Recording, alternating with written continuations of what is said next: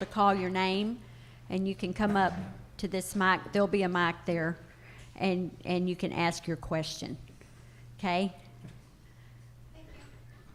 Thank you, guys. Boy, y'all got quiet fast. Kind of scary. I was like, whoa. She already told me once. I wouldn't worry about it. I take mine off so I can see. So I figured out why the chairs are so low. That way if they throw things at us, we're too low to hit. It's not good for short people, though. They never have thrown anything yet, maybe. Maybe they won't tonight. No, maybe outside, though.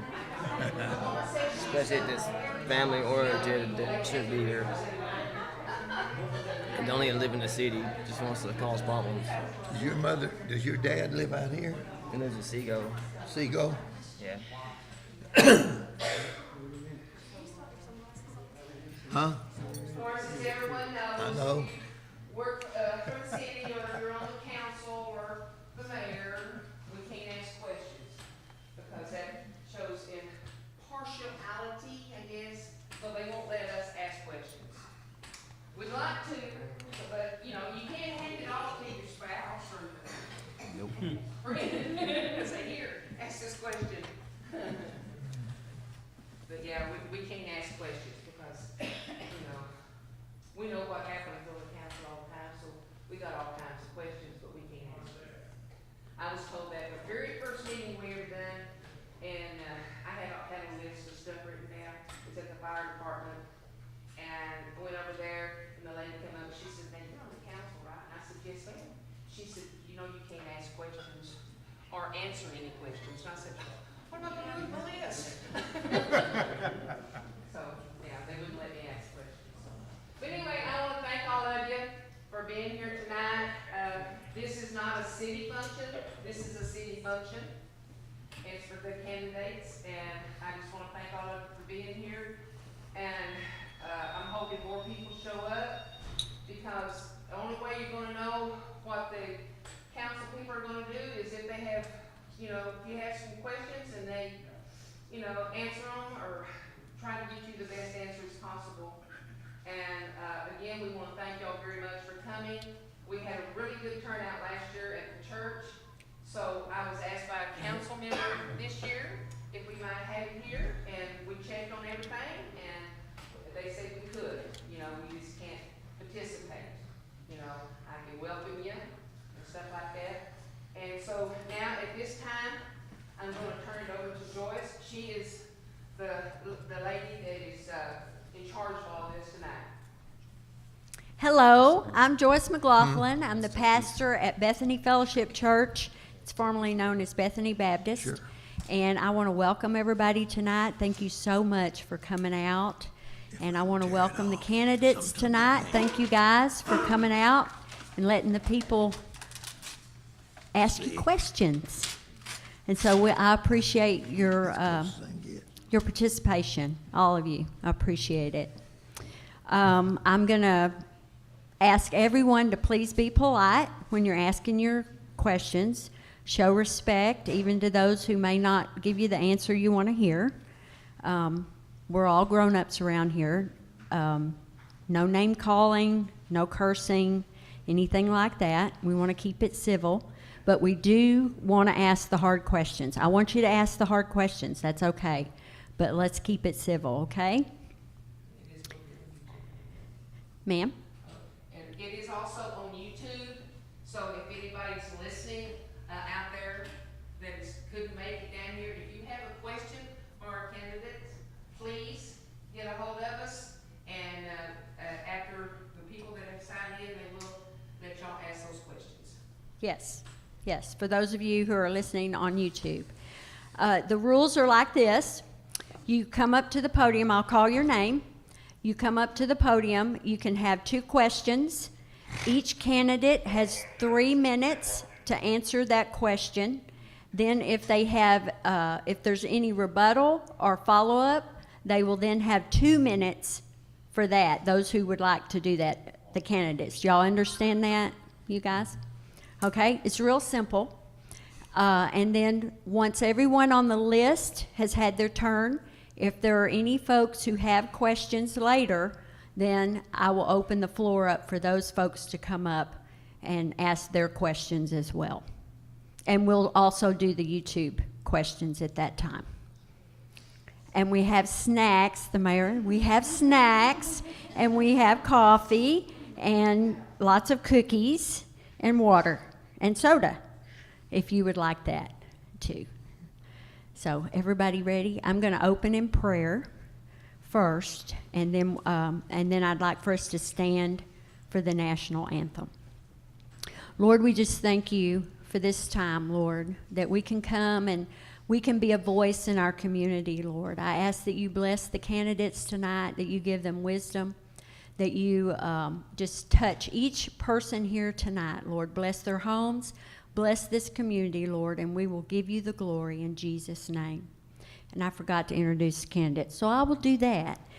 Brandon Moore is our first candidate, then Cecil Griffin, and then Graham McGruer and Ricky Wiggins. They're all running for city council. So those are our candidates. Now, if you will join me in, please stand for the national anthem.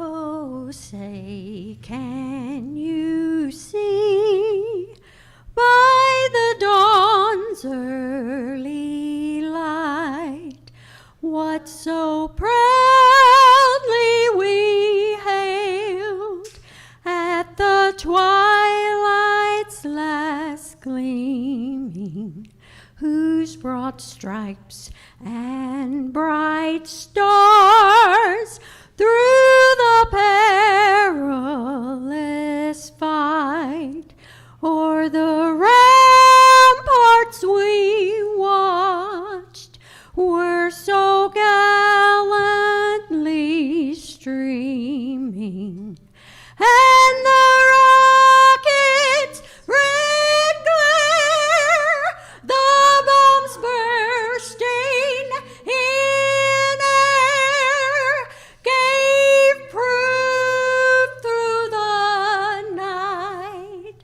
that our flag was still there. Oh, say does that star-spangled banner yet wave o'er the land of the free and the home of the brave? Thank you.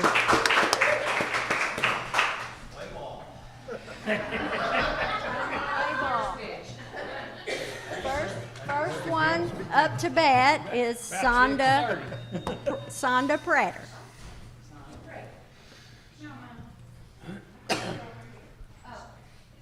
Let me give you the mic. Thank you. I'll just hold it. Okay.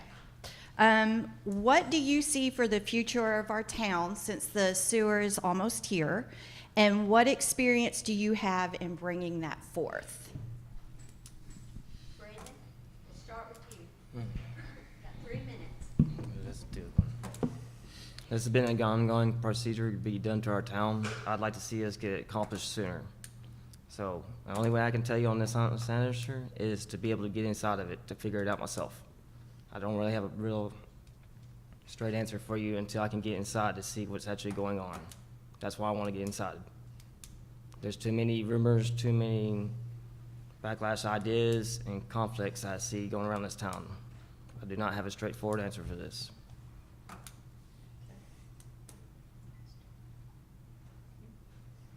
right, Cecil, Mr. Griffin. I don't think that the people in this town realize what's going to happen after we do get to sewer. there won't be enough business room here for people. I think it's gonna boom. As far as me having anything to do with that, I don't know what I could do, really. I'm here to help the town any way I can, but I don't really know of anything that I can do personally to get those businesses here, but I don't think we'll have a problem with that.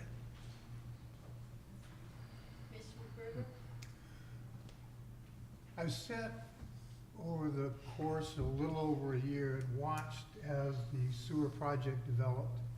And as we've gotten to where we are right now, we can actually see light at the end of the tunnel.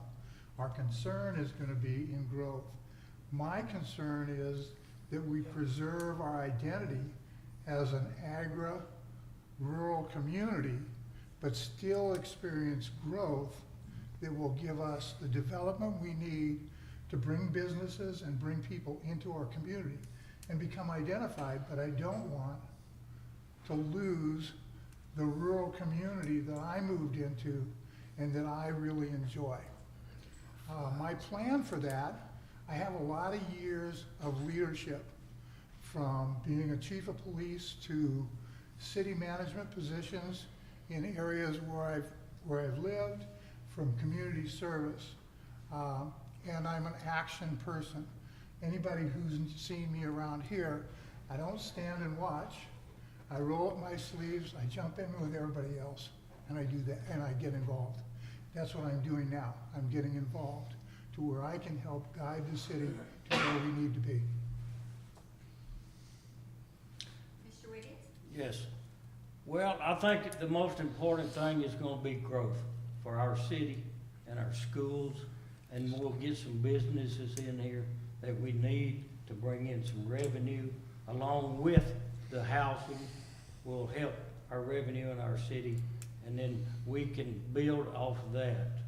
And, you know, the main thing on that sewer, to me, is we've been working on it for years now, and with me being on the council the last 3 years now, I have got to see some things, and hopefully we can have affordable, feasible sewer that will fit everybody's needs.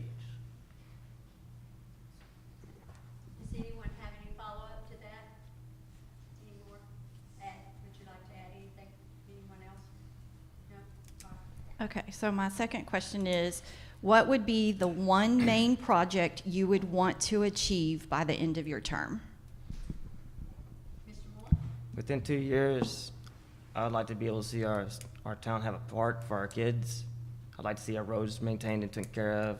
I'd also like to perhaps get a community service situation going on, take care of our trash issues, our tree branches that pile up, and get our yards cleaned up more better. There's a lot of people in this town that are unable to take care of their own. I'd like to see about getting maybe about 5 to 10 community service people going on, maybe a wood chipper, a truck to pull it around and clean up our town a lot more. The city park situation that we do have right now is overgrown. It's not maintained, it's not taken care of. Our roads that we have will not be repaired until we get our sewage done. I kind of wish we'd get all this completed in 2 years. We need to get our tax ratios back up where they belong. We are like, the second town down there on 35 that does not have the sewage?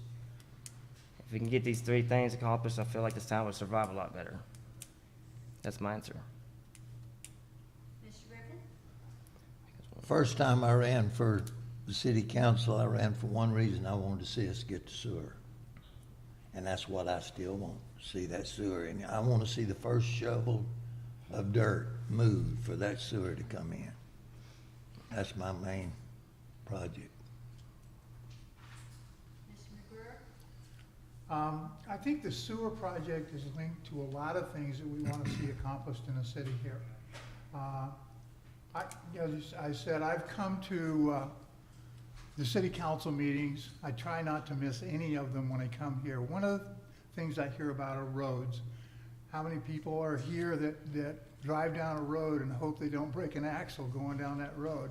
But you can't fix the roads until we get the sewer. That would be counterproductive. So yes, the sewer is a main project coming in here, which will bring with it improved roads. I'd like to see the roads improved. If you're gonna bring business in here, they have to have roads for their customers to come in on. Another thing that I've seen here is our equipment. We have the most Band-Aids of any city I've ever had anything to deal with, because we don't have the revenue to buy the equipment we need. I have taken, and I'm started working with the city now to find alternate sources for equipment. I'm gonna try to work through Fort Hood to get military equipment. The military has cut back on a lot of bases. They have a lot of equipment. I wanna set up an account with them where we can go and we can get equipment from Fort Hood. They'll ship it here if we can get the account. That'll improve a lot of our equipment because it's all new equipment. And so that's a goal, to try to get it to where Gene is out there and he's not hoping that the truck's gonna break down on the way to a water main break. Our water system here needs to be looked at. So if we're gonna improve our system, we're gonna bring in new business, we have to support them with our infrastructure. So I wanna see that as well. So if I can get all of that accomplished, I'll be pretty amazed, but I'll do the best I can to get some of it accomplished. Mr. Wiggins? Okay, the sewer is number one. The next, I would say, is our water system. Because we're gonna grow, and we will grow, but we're gonna have to upgrade our water system. We need a new well. We're gonna need that for future. That's gonna cost some money, no doubt. And then I would like to see, of course, with the streets, you're right. There's some streets that we're not gonna be able to repair because the sewer is gonna affect it. So why would we want to go in there and repair it now and then they tear it up with the sewer? But we do have streets that will not be affected by the sewer, and we can work on them. Now, can we afford to go in here and repave every street? The truth is no, we can't. But we can patch some. That's better than nothing to me. It's fixing a pothole. If we just put some asphalt in it and pack it down, if that's all we can afford for now, then so be it. That's better than a pothole. But most importantly, I'd like to see a community center that has a playground with it. And to me, I think it should be right up here on this property that we're sitting on right now. This city property right here, maybe behind this city hall somewhere. Have a community center with a kitchen in it, and you know, that we could lease out for different functions. And then have a playground right by that, where when you did have something with kids and families, the kids would have a place to go play. That's my main thing. Thank you, ma'am. Any follow-up to any of that?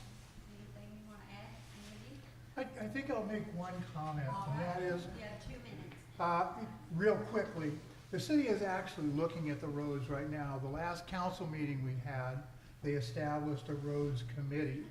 And so we now have city staff and people from the community that are on the roads committee that are will examine where we can start without the sewer and where we can move from there, and balancing our resources. So I think that the city's actually starting to make progress of looking at the streets to improve them, even though the sewer's going to affect some.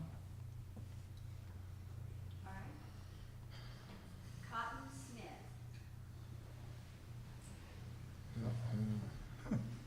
You know him. It's Colton Smith. Oh, I'm sorry. That's why I wrote it in print for you. I'm sorry. It's all right. I have a question for y'all, and that would be, if you do not get elected, what would be your goal as far as serving the community once you're not elected, if you're not on the council? Mr. Moore? I do the same thing I do every time. Anytime somebody's in need, I help them. Anytime we need an issue taken care of, I'm always jumping first. I always try to be there. When we had our little snow fest thing going on, I was one with several trucks running on trying to take care of people. I'd be the same person I am right now. That's my answer. Mr. Griffin? That would pretty much be my answer. I think everybody that's on this council now and everybody that's running are doing it to help the people of this community. That's what we want to keep doing. Mr. McGruer? I had already stated, I've been to every one of the council meetings. I'm not gonna miss any future ones if I'm not elected to the city council.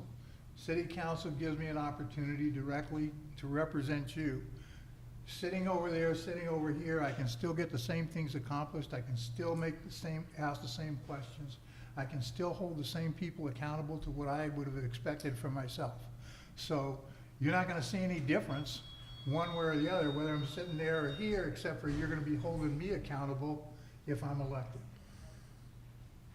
Mr. Wiggins? I'll stay involved with the city. I will come to meetings, and I'll still, help people throughout our community, as I have been doing. I've lived here for 38 years now, so I've done a lot of help in this community throughout that time. All right, you have another question? No further questions. Thank you. Maybe I'll get the next, I don't know if I'll get the next one right or not. Is it Bo Moore or is it Brian Moore? It's Brian. Brian Moore. Hey, I'm good. Okay. Pretty good. Good. I just have one question for y'all, anybody can answer how you're gonna do it. What's your personal agenda in all this? How personally are you set to make this city better? That's the only question I have. Mr. Moore? As I have been here for 8 years in that business inside, I have took care of everybody regardless of the situation. Anytime somebody needed help, I'd jump up and down and help them. Whether it was inside of my business or whether it was on the side of the street, I've always been around. I've grew up in this town. I've always been here. There's no personal agenda with my philosophy to be here. My answer. Well, I haven't been here all my life. Been here all mine. Who said that? Okay. I've been here since 1982, I believe, and sometimes I still feel like an outsider. Y'all feel that way sometime? But this is my town, and I'll do what I can. That's all I can tell you. That's the reason one reason I ran for the council is to help this community. The other reason was the sewer. That's my two main things. Mr. McGruer? My wife and I searched for a place where we wanted to settle down for over 3 years. We sold our home where we were living in my dark side life in California. And so we went from coast to coast, from the Gulf to the Canadian border. And we traveled in our RV, checking out towns, looking at towns. We kept coming back to the Waco area. No matter what we did, we always seemed to come back here. When we started looking for towns to be in, this town called to us. It was, my daughter came here. When she came here, she got a job right away with Woodway. She actually moved here before we did, when we were the ones doing the move. Thing is we decided that we were looking for a place that we can call home, that this is gonna be, I'm not moving again, I'm here, okay? We just built a house. That house was designed by us. My wife and I picked out what we wanted, from the nails in the wall to the lights on the wall. We've made this our home. And the only way you can make this your home is to get involved in your home. I don't want it to become someplace where I regret making the decision to build a home here. When we came here, this town embraced us more than I've ever been embraced anywhere else before. And so, yeah, this is my town. If I'm not elected, so be it. I'm still gonna be embraced by the people here, and I'm still gonna embrace this community. This is my home. Wiggins? Again, my agenda is gonna be the sewer, main thing. Try to get businesses in here. Try to help people more. Build a community center. Build a playground. Have more people at our school. I think if we all can band together and work together and make this work, and I can tell you one thing, I watch the money up here, so I'm a very, very conservative type person. And I made that one of my personal agendas, is watching our money and try to make the best decisions possible when we spend every dollar. And that's what I'm gonna try to bring to the table. Thank you. Fair enough. Thank you. Anyone have anything else they want to say? No? All right, that was the last person on the list. So if there's anyone in the audience now that would like to ask a question, maybe something occurred to you from listening to the answers that you'd like to ask to follow up, then please go to the mic. I have a question. Well, I can't answer. I'll ask you later. Oh, no. No, it.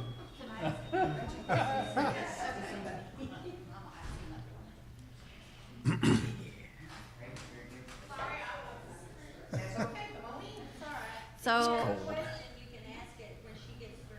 I ask this just about every town hall. So I guess this is the second town hall, so 2 times. My biggest issue with our community is most of us live in mobile homes, and I like to be proactive, not reactive when it comes to disasters. That could happen. You know, a propane truck on the highway could explode. What's the plan? Because you have to evacuate a good 2 miles. If there's a major tornado, we have nowhere to go.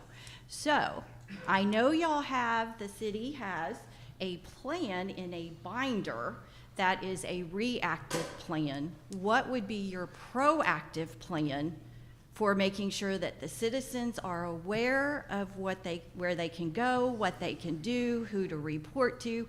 When it got frozen in, people had no way to communicate. How do you check on your neighbors without putting the burden just on first responders? So how does the city get the word out to the community to be proactive, not reactive? Mr. Moore? Okay, so as many of you are aware of, there is a fence post. I'm actually one of the admins on the post. So with that due question you ask, when our first responders are busy or they're trapped, whether it be our police officers, our fire department, or an ambulance heading this way or that way, one of our city group pages, I'm always trying to keep a track of. When they had our Snow Fest, whatever you want to call it, Snowmageddon, there was a lot of it's business terms. There's a lot of people who needed help.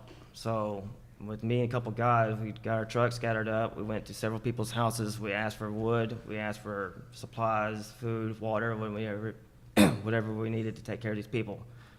For a major town size as we have here, not compared to many other towns, I do know they do have sirens. There are certain buildings that we have set up for natural disasters.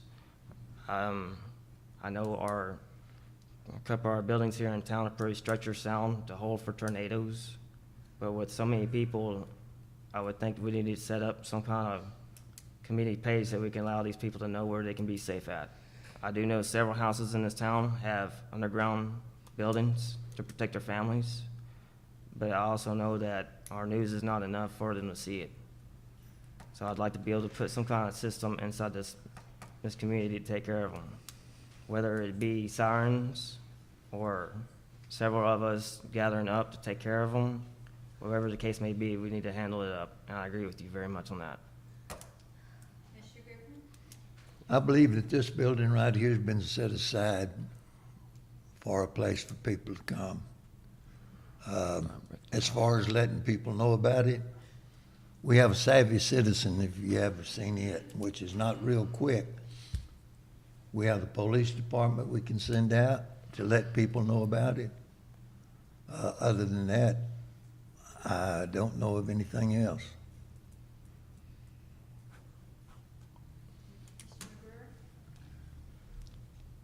What I've heard is technology.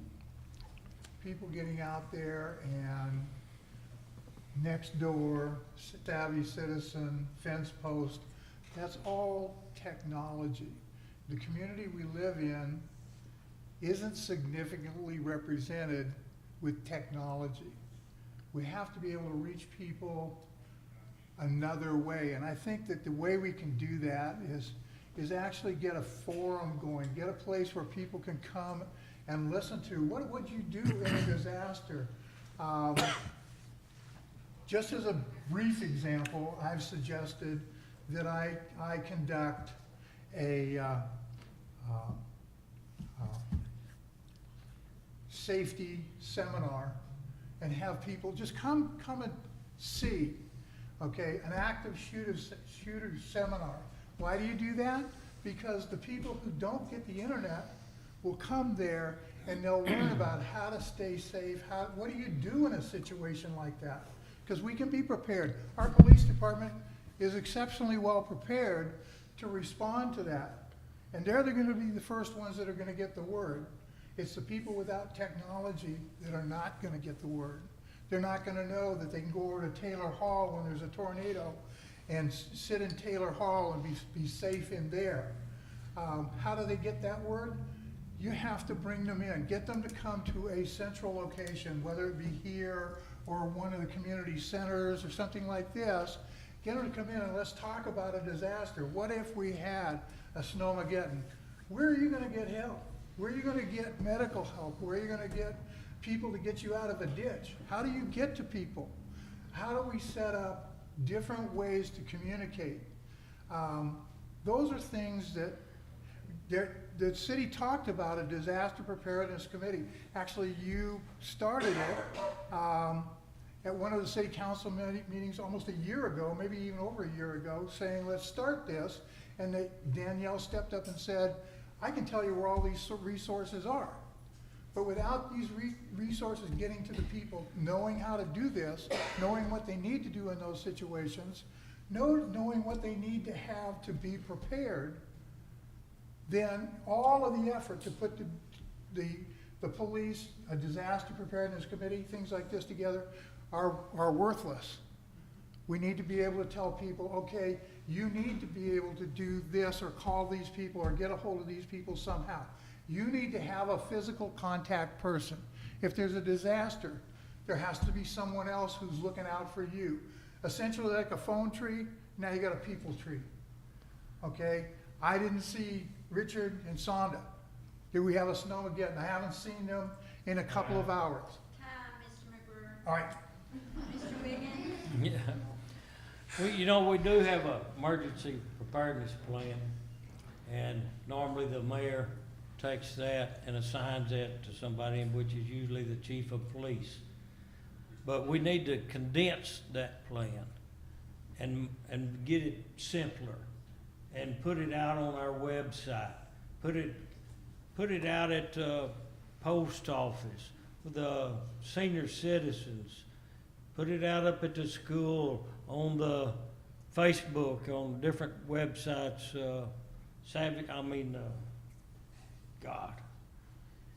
Fence posts, yeah.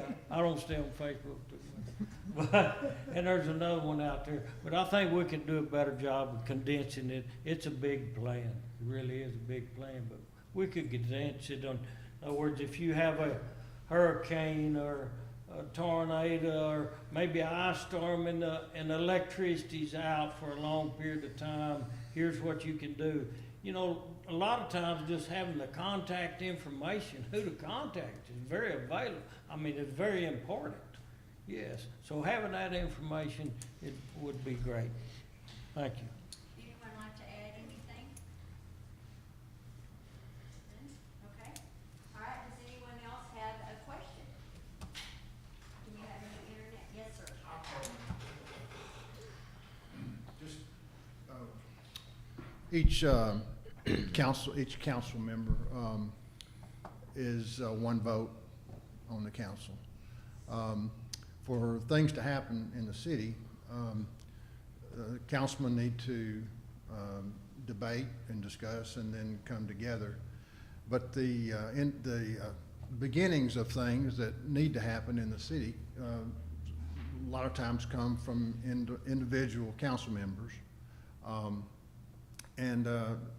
So I think the term leadership within the council is a very important quality that's needed. And I guess just it might be good for everyone listening to maybe hear what your individual thoughts about what qualities would be important for good, strong leadership by the individual council members.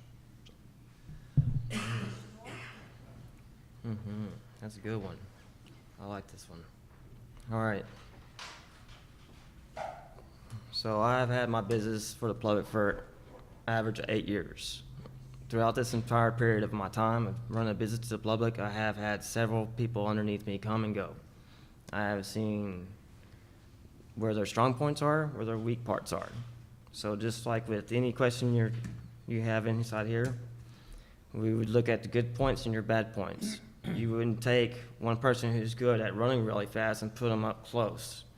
Vice versa, you wouldn't take somebody who couldn't run very fast and put them very far out where they run far. How can I explain this a little simpler? The leadership skills that I would see that need to be inside of here would be ones that would be differentiated from each other. You don't need one person being the same. You would need one person being very demeaned, very strong. You might need one a little bit weaker, a little bit one more fair. My personal opinion in my own area is that I have a very strong leadership. I've went with many different areas of role playing, being a business owner. So what I'd be pitching to you would be my skills as a business owner, is where my leadership skills go. That's my answer. First thing I want to tell you is I am not a politician. I am not a public speaker. What I am is somebody that is here to help the community, period. First thing I want is the sewer, which I've said every time you ask me a question. That's the first thing I want. You know, I've heard these guys talking about what we need to do, and it's true we need to do some of that. It takes time. People don't, if you don't come to the meetings and hear what people are saying, it takes time to do everything. When you're fooling with the state and the county, that's what we're fooling with the sewer. Anytime you have to fool with them, it takes time. It wears my patience out, I can tell you that right now. But to be here to help this community is what I'm on the council for, period.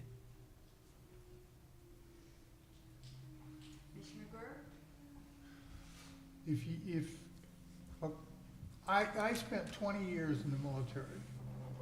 After I left the military, I got into law enforcement. I did 20 years in law enforcement. Combined total 40 years of law enforcement experience. During that period of time, in the military, I was the chief of police of a military installation. I was the chief investigator for the Naval Administrative Command in San Diego when I retired. I know what leadership is all about. Leadership is not telling people what to do. Leadership is listening and working with whoever you have to reach a consensus.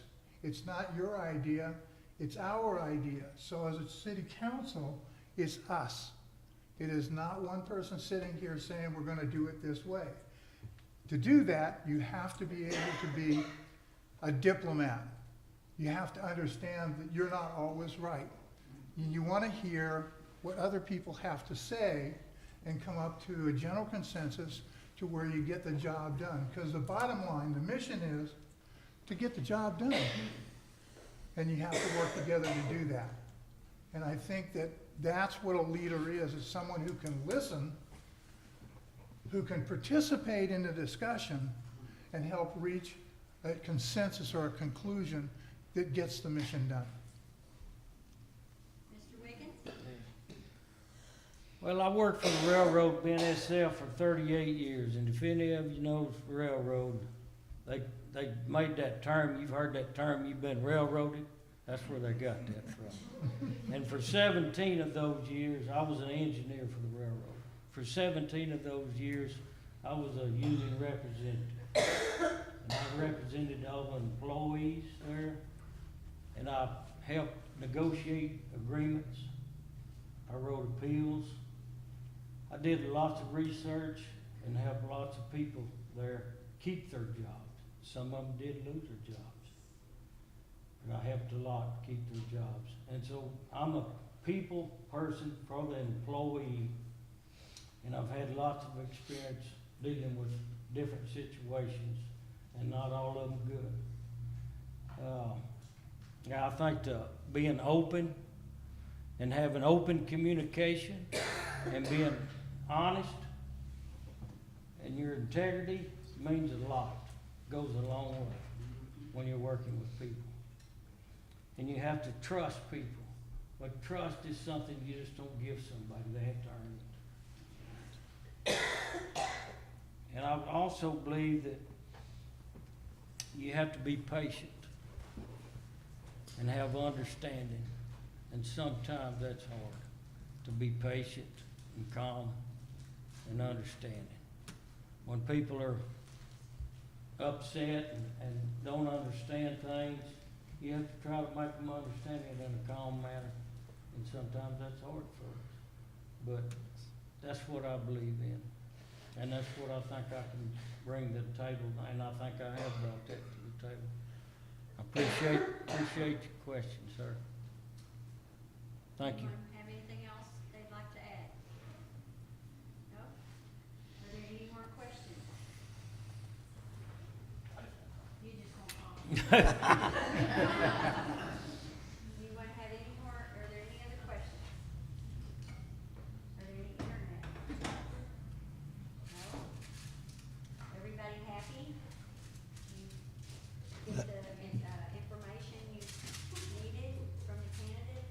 If not, please come up, and even if you have just a comment you'd like to make, that's fine. You can come up and do that. Now, there's no way everybody's happy, y'all know that. Nobody ever is. But I'll tell you one thing, it's cold up here. Well, I want everybody to feel like they, learned what they needed to learn in order to make a informed vote. Sure.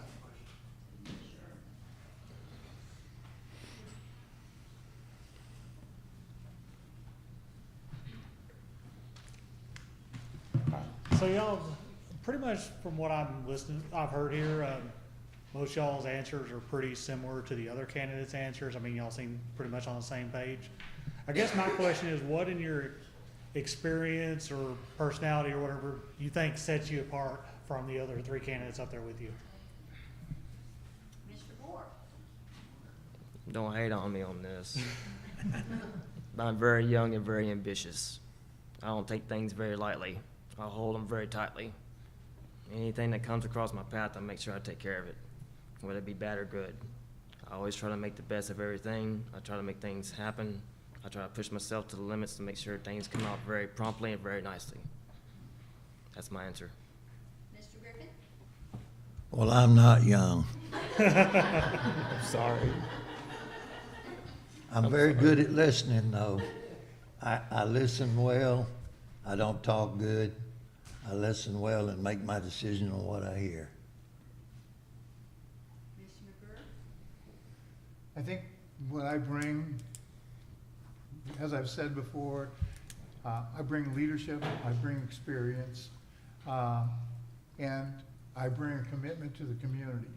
And I think that's why I'm here. That's what I want for the city. That's what I want to be able to do for the city. So to answer your question, what makes me better than? I'm not sure that I'm better than. I know I have a lot of leadership experience. These gentlemen also have a lot of leadership experience. Mine, I have a lot of community service. I'm sure they have the same thing, community service. And so I think that all in all, it's going to be a hard choice among the candidates to find one better than another. Okay, looking at what are they bringing to the table and what are they gonna give for you? That's really where it's at. And so, I don't know that anyone stands out above the others or is better than the other. I feel that no matter what happens, I'm gonna be here for the city, doesn't matter. It matters to me that I can be a representative of all the people, but I can do that from there too, so. Mr. Wiggins? I think transparency, be transparent, and I think being honest with the people, good or bad, indifferent, whatever. Just be honest with them and control your spending.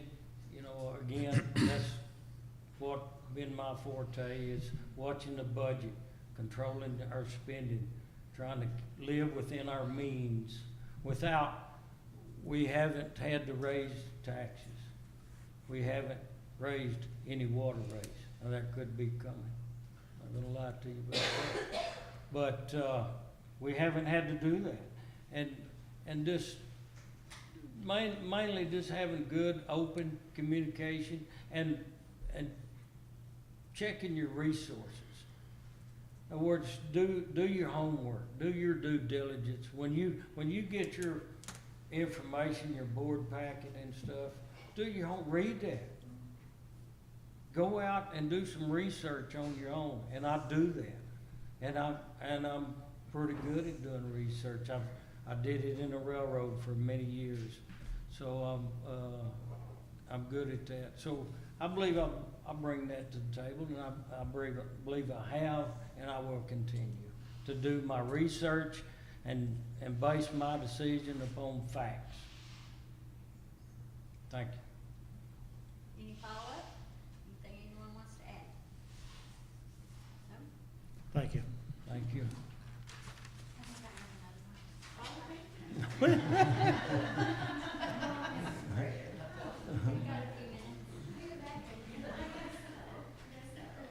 So I know that the town is going to grow, especially once the sewer is here. But right now, our police department, our fire department are still small, and very small town. So where do y'all see in the future for that growth, and how can we support our volunteers, our fire department, maybe more classes to get more volunteers in, or upgrading our police department and giving them more support? We could first by not bashing them on the public media pages. That'd be a big positive. These police officers, our first responders, put their lives on the line half the time to take care of everybody. I personally have been working with the police force to take care of their vehicles. I have seen the vehicles that have been damaged, the problems that keep occurring, and how worn out they truly are. I've been underneath them and top of them, inside of them. The couple trucks that have been pulled to the side were not really regulated for the police force. Our new units are not technically brand new. They got them from help, which is very amazing. I'd like to be able to see if our fire department, our police station could get a couple more upgrades. The chief and I have been working pretty diligently trying to get taken care of all their vehicles. The problem we see is that when we start spending money to take care of these problems, it gets to be a little outwounded, overused. But as I've been correlating with different manufacturers for parts and getting good quality parts to take care of them, we've been cutting the budgets back a little bit at a time, and also making sure their vehicles are safe. That's pretty much my only answer I got for that one, is I've just been personally with them. I don't really want to venture too far off into it because we'll be here all night about it. But if you would like to have a one-on-one meeting after this, discuss these areas a little bit more deeper, I'd be more than glad to. That is my answer. Mr. Griffin? As far as the police department, I've been seeing on Facebook, on the fence post and others, where people are asking why we can buy police cars, but we can't get other things for the city. They'd come to the meetings, they'd find out that the police department buys their own vehicles. Doesn't cost the taxpayers one penny. You ask me how that happens, well, you'll have to ask the police chief that. But they get a certain amount of money whenever they stop somebody and they have drugs and stuff. They get part of that money, and that's how they buy their vehicles. There's no doubt in my mind that this town's gonna grow and it's gonna put a burden on the fire department and the police department, no doubt. We're just gonna have to deal with it. We're gonna have to hire more of them. We're gonna have to get more volunteers, or we're gonna have to start paying firemen, one or the other. That's what we're gonna have to do. Well, from what I've said so far, you know that law enforcement is near and dear to my heart. I've spent too much time wearing a badge, and I really, really support law enforcement wherever I possibly can. One of the things that I've seen here is we're what they call a breeding ground, okay? In order to become a police officer, you have to be able to go to the school, pass the school, then go through field training for a set amount of time to qualify to meet your state standards for law enforcement. Then you can get a car all by yourself and go out there all by yourself, okay? We're a breeding ground. We're underpaid from anybody, but a guy who wants to get into law enforcement comes here, completes all that training at our expense, and then along comes Lorena or Waco or Austin and says, I'm gonna offer you twice what you're making there, come on over. Because you know what, they just passed by all that training. You don't have to do all that training anymore. Just put him in a car, send him on his way. Put somebody with him to show him the town, and then he's good, okay? They saved a fortune not paying for the academy and not paying for the training. We are that breeding ground for that. We need to be able to entice our officers one way or another to come here and stay here and look to working for this city. We do that in part by some of our equipment. What you were talking about is asset forfeiture. You get out there and you seize somebody, or you work with a federal agency and they make large arrests, large busts. Okay, that money is divided amongst the agencies that get involved in that, and that money comes back to us, and that's how we paid for our cameras, our body cameras, and that's how we paid for new cars and things like this, asset forfeitures. Our officers now, we're up to full complement with our officers now. They're a little more able to get out there and get involved in incidents that will bring back asset forfeiture. Because despite what we want to do, there's a lot of fentanyl coming across the border, and it's coming up to 35. And if we can get involved in some of that stuff when they get off the freeway or when we're on the freeway, we get the money for that, okay? We want to support our police like that. Our fire department is commendable, okay? In talking to the fire chief, the fire department is self-funded. You go out there and do the fish fry, that's how they get their equipment. That's how they stay functional. The city doesn't provide money to the fire department to function. So we need to support the fire department whenever we possibly can. If they want to stay independent of the city, fine. Then when they do a fundraiser, we all need to get out there and spend our money on the fundraiser to support our fire department. We have a great fire department from what I've been able to see. I've gone over and seen different things, so. Get cut off. It's that lawyer in me. Yeah. Keep going, keep going. Yeah. Well, I'll tell you what, you know, it goes back to the sewer kinda, and what I mean by that is, if we got sewer, we've got growth. If we've got growth, we have more people, more volunteers, hopefully in the fire department, and maybe some younger people in that fire department. And then also, not just the fire department, but the whole town, the police department, you know, with the asset forfeiture money we have, that's what we've been using to buy the new vehicles, because we're limited. That's all, we can only use that money in the police department for certain things in the police department. So we've been updating our vehicles, and and making sure that all our police officers have all the safety equipment that they need. We provide their guns and of course their shells, and then we're getting some bulletproof glass windshields put in. A lot of places don't have that. So we are doing things that we can do with that asset forfeiture money, but that really helps out. But again, it goes back to growth, get more people in here. And then the great thing about a small community, I grew up in a small town. I grew up in Goldthwaite, Texas. Proud of it. And that was all volunteer fire department too. My dad was a volunteer fireman. And they did fundraisers. That's how they raised money for their department. And that's how all small towns do. And we just have to band together, each of us band together in this town and support our fire department. And we can do that, and we have been doing it. But if we get growth, we'll be able to do it greater. Thank you. Anyone have anything to add? I can't add it, I just want, you have a question? Okay. So from Trudy Tolbert, what is the candidate's main priority outside of sewer system?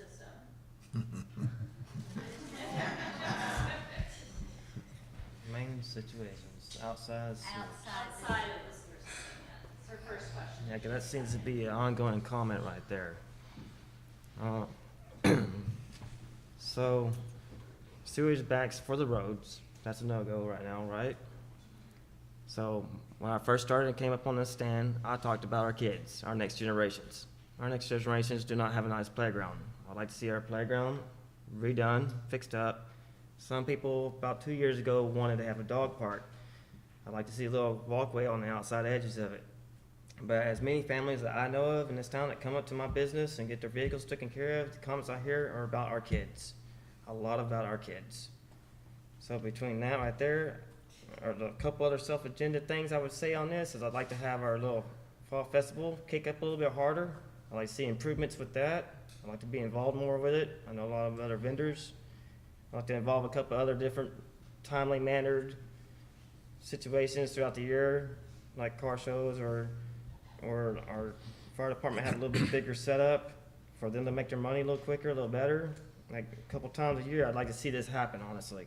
So that would be my only little self-agenda area I'd see of myself wanting to take care of between our kids and those little things to help our town as a whole. Another little area I had covered a while ago was we have some that like to get in trouble sometimes, and they often have to go to other towns to get their community service hours up. I honestly would like to see one of our trucks in our city be able to pull like a wood chipper during, spring or fall, about twice a year, run around and have our community service kids go help this. Years ago, before all these other things happened with our highway and a lot of other things with this COVID happened, we had community service kids go around filling potholes up, picking up trash, picking up tree branches to take care of the town as a whole. Has anybody seen that? Because I surely have not myself. So those would be the 3 areas I want to see outside the sewage. That is my answer. Ms. Tolbert. After the sewer, the streets. That's the most important thing. We've got some streets that are bad, but we've been putting off fixing them because the sewer's gonna tear them up whenever they put it in. The sewer, then the streets. Okay, in all the council meetings that I've come to, there are three issues that always come up at the council meeting. And outside of the sewers, the water, constantly we see the water lines are breaking, and Gene is spending half of his time putting our water lines together again, refurbishing them. Our water pressure's down. You see it all the time on fence posts and next door. After that, I want to look at roads. Roads need to be fixed. We're working on that. They've already started a committee to start working on identifying where we can start with roads. So those are two main priorities with me to make it attractive here for people to come in and start looking for businesses.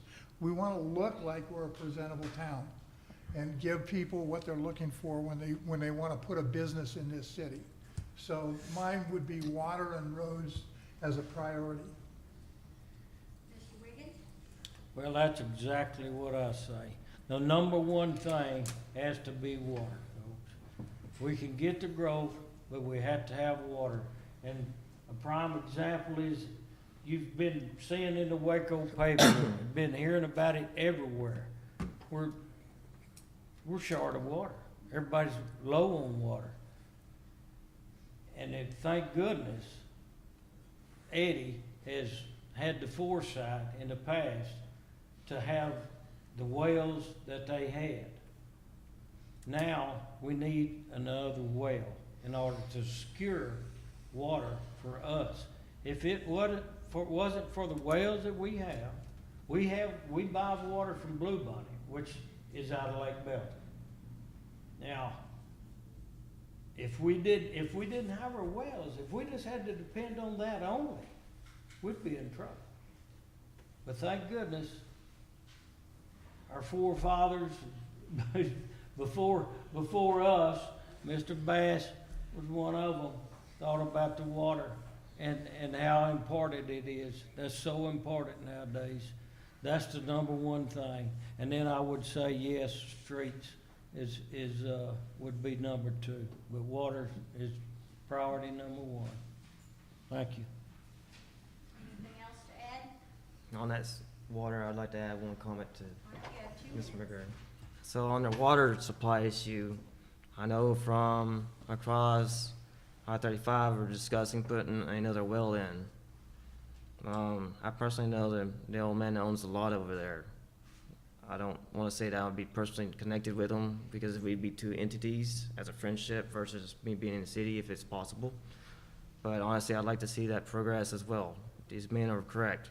So we have sewage, we have roads, we need our water supply up. I know that several of our lines a year or 2 years ago got increased. We have a lot more people putting more houses down.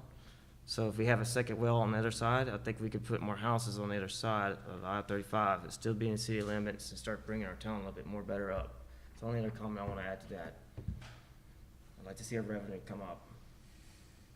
All right. Second question? Second question from Judy Tolbert is basically what you guys have been talking about. What about water acquisition? Mr. Moore? I think I just answered that one. All right, Mr. Griffin? I think Ricky's right, Graham's right, you're right, we're all right about the water. Only thing we can do to get more water is to drill another well. It's gonna be expensive, but that's the only thing we can do to get more water. Commissioner Burr? I think one of the concerns is, at the last city council meeting, they were talking about how 2 of our wells need serious repair. We need the tanks cleaned, and they need some repair. If we lose those tanks, then we're gonna have a problem with our water system. We need to upgrade those tanks, and we need to draw another well. Mr. Wiggins?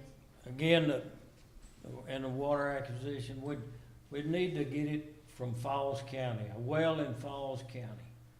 And the reason a lot of people think, why do we need it in Falls County?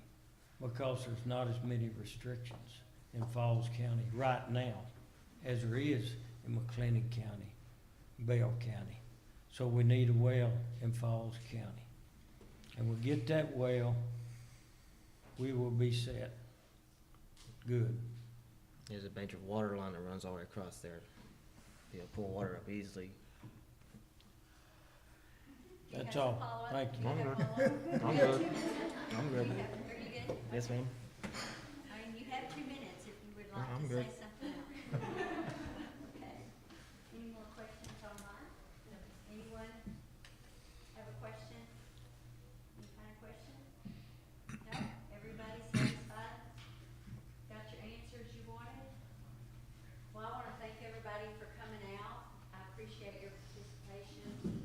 I encourage you to come to the city council meetings, because a lot of times, on fence posts and Facebook, I've seen comments, and they really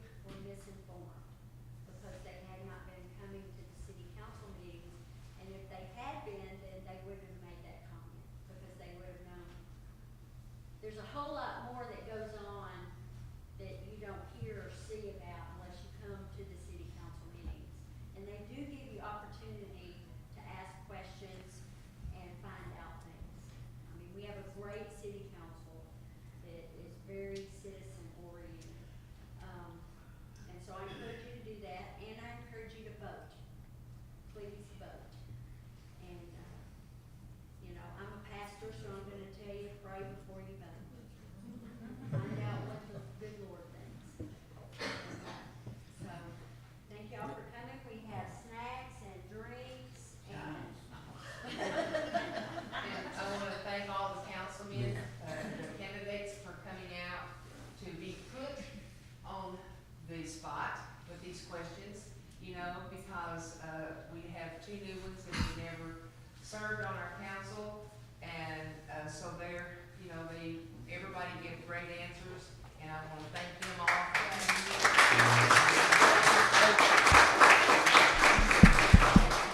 coming. Is this still on? I want to thank all y'all for coming. Can we have like a closing statement? Yes. Yes, if you would like to have that, yes. Go ahead, Mr. Wiggley. No, okay. Well, first off, I want to thank everybody for coming. I want to thank you for all the questions, great questions.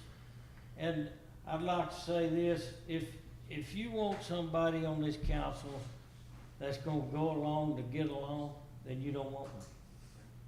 If you want somebody that's gonna stand up for your values and listen to your concerns and make my priorities, your priorities, my priorities, then I'm the person that you want. And I appreciate each and every one of you. I listen to you all day long. As long as you want to talk, I'm available. I'm retired. I have the time to spend on this, and I will dedicate my time to this city. And I appreciate it. Everyone's support. Thank you very much. Would any of the God other bless you. candidates like to say anything in closing? You would, wouldn't you? I'm next.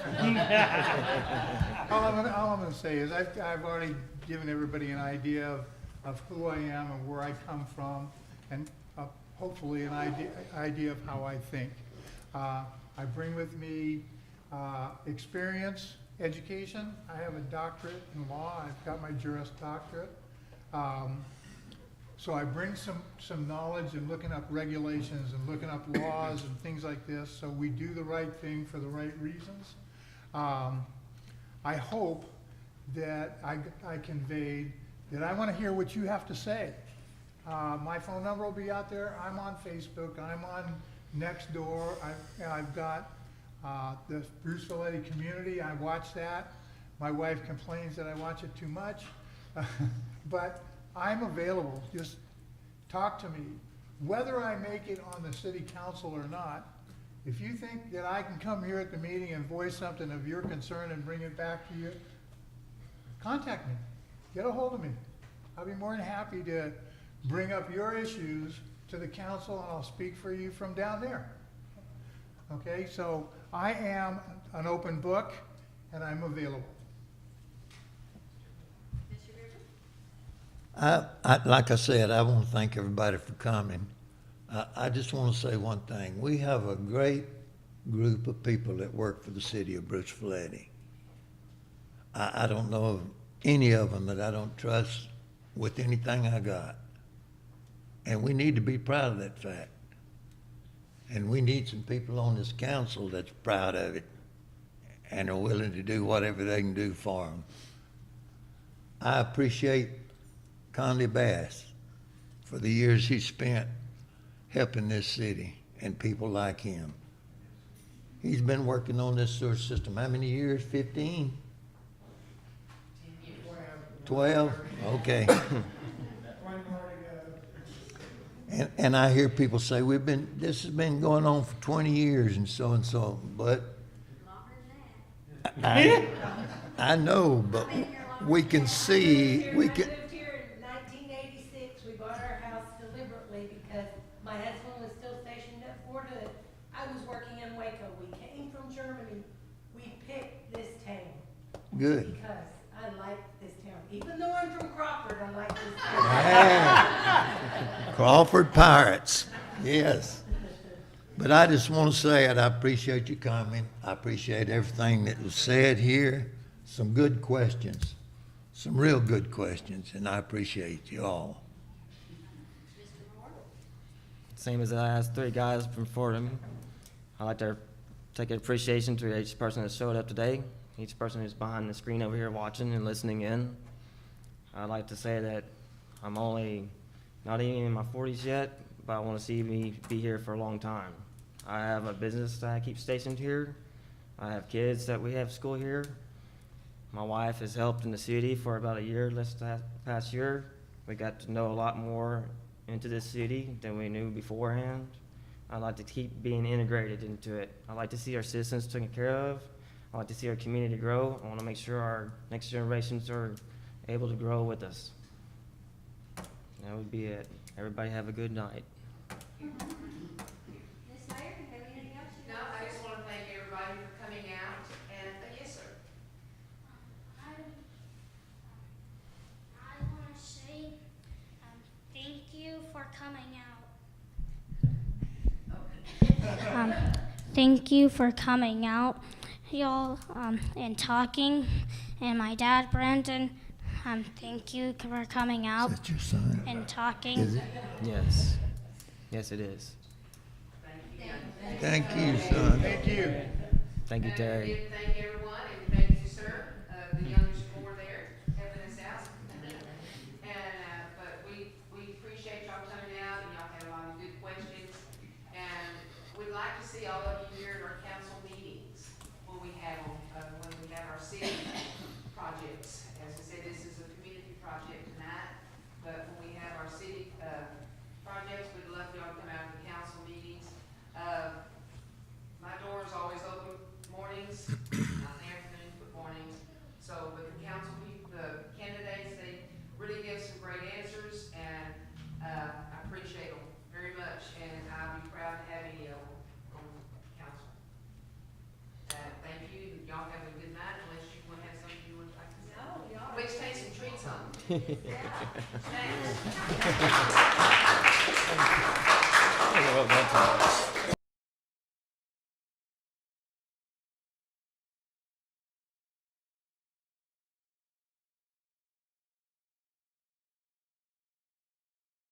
Sing. Oh, I know.